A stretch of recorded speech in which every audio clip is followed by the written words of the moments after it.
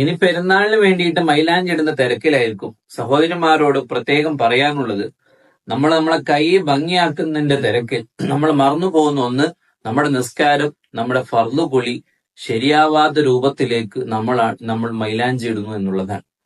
ശുദ്ധമായ മൈലാഞ്ചി തന്നെ അരച്ചിട്ടുണ്ടാക്കിയ മൈലാഞ്ചി തന്നെയാവണം, അത് ഓർഗാനിക് ആവണം എന്ന് ഉറപ്പുവരുത്തണം, അല്ലെങ്കിൽ അത് ഇടാൻ പാടില്ല. കാരണം ഈ രൂപത്തിൽ നമ്മുടെ കയ്യിൽ നിന്നും ഉതിർന്നു പോകുന്ന രൂപത്തിൽ, അതിൽ ശർക്കര മൈലാഞ്ചി ആവട്ടെ, അല്ലെങ്കിൽ ജീരക മൈലാഞ്ചി ആവട്ടെ, പല പേരിൽ അറിയപ്പെടുന്ന കെമിക്കൽ മൈലാഞ്ചി ആവട്ടെ, നമ്മുടെ ശരീരത്തിൽ നിന്നും അതിങ്ങനെ ഉതിർന്നു പോകുന്നുണ്ടെങ്കിൽ ഒരു കാരണവശാലും ആ മെഹന്തി ഇടാൻ പാടില്ല. അതുമൂലം നമ്മുടെ നിസ്കാരവും ശരിയാവുകയില്ല, നമ്മുടെ ഒളുവും ശരിയാവുകയില്ല, അതുപോലെ തന്നെ നമ്മുടെ ഫർദ് കുളിയും ശരിയാവുകയില്ല. അതുകൊണ്ട് കൈ ഭംഗിയാക്കുന്നതിന്റെ തിരക്കിൽ ഹറാമോടുകൂടി നിസ്കരിക്കുന്ന ഒരവസ്ഥ നമുക്ക് ഒരിക്കലും ഉണ്ടാവാൻ പാടില്ല. അതുകൊണ്ട് എല്ലാ സഹോദരന്മാർക്കും എത്തിച്ചു കൊടുക്കുക. ഈ കാര്യങ്ങൾ പ്രത്യേകം ശ്രദ്ധിക്കുക.